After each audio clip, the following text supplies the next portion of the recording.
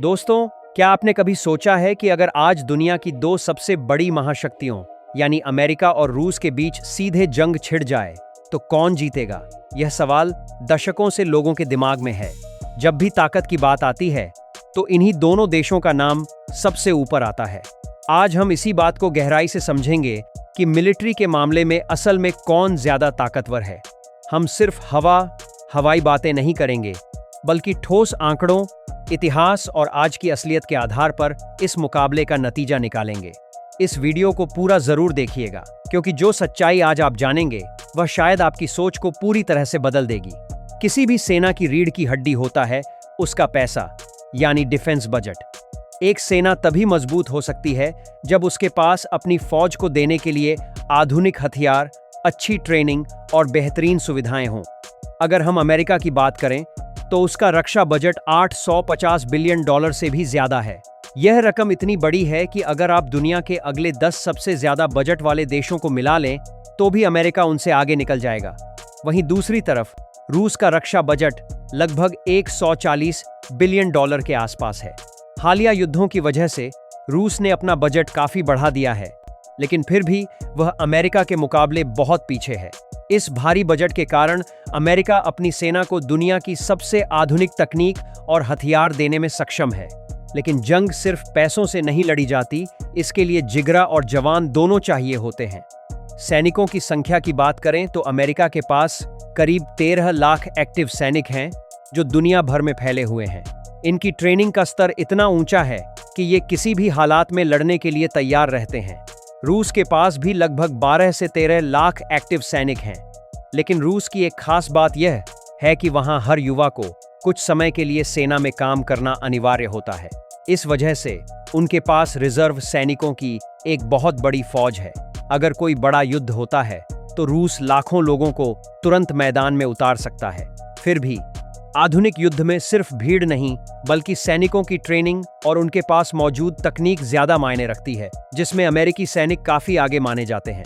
हवा में ताकत की बात करें तो आसमान का असली राजा अमेरिका है। अमेरिकी एयरफोर्स दुनिया की सबसे बड़ी और सबसे शक्तिशाली वायुसेना है। जॉब मजे की बात तो यह है कि दुनिया की दूसरी सबसे बड़ी वायुसेना खुद अमेरिकी नेवी है। उनके पास F-22 और F-35 जैसे 5वीं पीढ़ी के स्टील्थ फाइटर जेट्स हैं, जिन्हें रडार पर पकड़ना लगभग नामुमकिन है। रूस के पास भी सुखोई 57 जैसे शानदार फाइटर जेट्स हैं, लेकिन उनकी संख्या काफी कम है। रूस की वायुसेना काफी मजबूत है और उनके पायलट भी बहुत कुशल हैं, लेकिन विमानों की संख्या और उनकी एडवांस तकनीक के मामले में अमेरिका का पलड़ा बहुत भारी है। अमेरिका किसी भी देश के आसमान में घुसकर सटीक हमला करने की क्षमता रखता है। अब बात करते हैं समुद्र की लहरों पर राज करने की। नेवी के मामले में अमेरिका का कोई मुकाबला नहीं है। अमेरिका के पास 11 सुपर एयरक्राफ्ट कैरियर हैं। ये कैरियर समुद्र में चलते फिरते मिलिट्री बेस की तरह होते हैं। 11 अमेरिका के पास, जिन पर से दर्जनों लड़ाकू विमान उड़ान भर सकते हैं। इन कैरियर्स की मदद से अमेरिका दुनिया के किसी भी कोने में अपनी ताकत दिखा सकता है। वहीं रूस के पास सिर्फ एक एयरक्राफ्ट कैरियर है, और वह भी अक्सर मरम्मत के लिए डॉकयार्ड में खड़ा रहता है। लेकिन रूस को हल्के में लेना बहुत बड़ी भूल होगी। रूस की असली समुद्री ताकत उसके एयरक्राफ्ट कैरियर में नहीं, बल्कि उसकी सबमरीन यानी पनडुब्बियों में छिपी है। रूस के लेव्स के काम के बारे बाग पास दुनिया की कुछ सबसे खतरनाक और शांत न्यूक्लियर पनडुब्बियां हैं। ये समुद्र की गहराइयों में छिपकर किसी भी देश के शहरों को तबाह करने की ताकत रखती हैं। जब बात जमीन पर आमने सामने की लड़ाई की आती है तो रूस हमेशा से टैंकों और आर्टिलरी यानी तोपों पर बहुत भरोसा करता आया है। दूसरे विश्व युद्ध के समय से ही रूस ने अपनी आर्टिलरी को जंग का देवता माना है। रूस के पास आज भी दुनिया में सबसे ज्यादा टैंक हैं, जिनमें T-90 और अर्माटा जैसे आधुनिक टैंक शामिल हैं। इसके अलावा उनके पास तोपों का इतना बड़ा जखीरा है कि वे किसी भी इलाके पर लगातार कई महीनों तक गोलाबारी कर सकते हैं। दूसरी तरफ अमेरिका का तरीका एकदम अलग है। वे सिर्फ टैंकों की भीड़ पर निर्भर नहीं करते। उनका अब्राम्स टैंक दुनिया के सबसे बेहतरीन टैंकों में गिना जाता है, लेकिन अमेरिका जमीन, हवा और सैटेलाइट तकनीक को एक साथ मिलाकर लड़ता है।